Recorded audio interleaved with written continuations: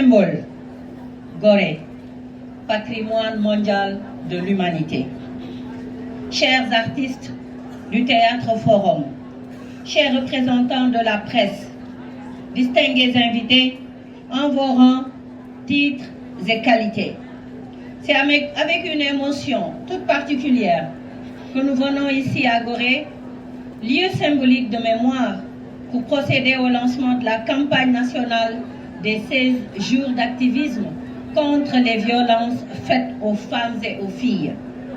Je tiens d'abord à saluer votre admirable mobilisation.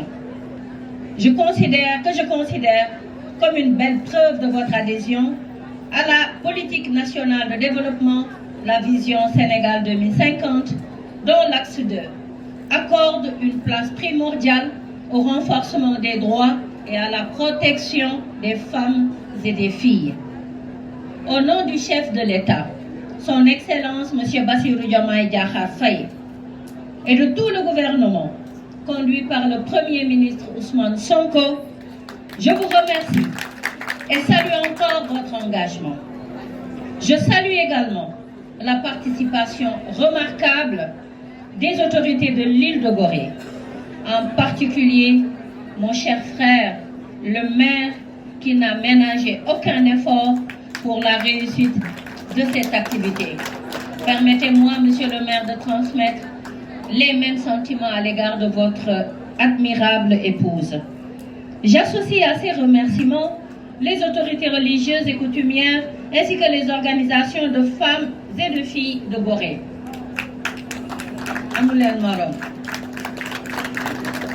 Cette belle mobilisation nous conforte dans notre option d'avoir choisi ce haut lieu de mémoire et d'histoire en raison de son passé pour accueillir le lancement de la campagne des 16 jours d'activisme de l'année 2025. Ce choix n'est pas fortuit. C'est le fruit d'une réflexion soutenue visant à faire le lien entre les violences systémiques et la déshumanisation du passé et les nouvelles formes de domination et d'exclusion de l'ère du numérique. Ce lieu, hautement symbolique, nous rappelle l'urgence de garantir l'intégrité et la dignité des femmes et des filles, non seulement dans les espaces physiques, mais désormais aussi dans les espaces virtuels. Comme nous y invite le thème de la campagne de cette année, ensemble pour mettre fin à la violence numérique à l'égard de toutes les femmes et filles. Ce thème répond parfaitement à l'actualité et à ses dérives avec la montée en puissance des réseaux sociaux. Les violences numériques se sont en effet multipliées, devenant une nouvelle arme de destruction silencieuse très répandue.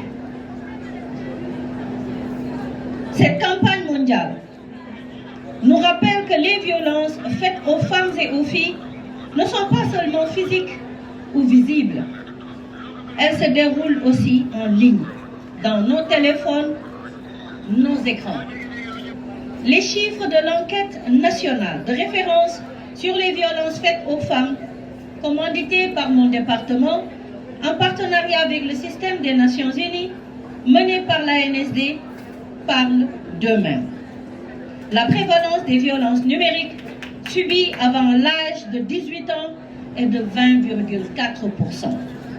Plus de 80% des femmes ont déclaré avoir subi une violence numérique à un moment ou un autre de leur vie. À un moment ou un autre de leur vie. L'utilisation abusive des réseaux sociaux par la désinformation, la diffamation, le harcèlement, l'usage de données personnelles sans consentement, la menace et le dénigrement constituent pour les femmes et les filles une lourde menace et les exposent à de lourdes conséquences, notamment par rapport à leur santé mentale.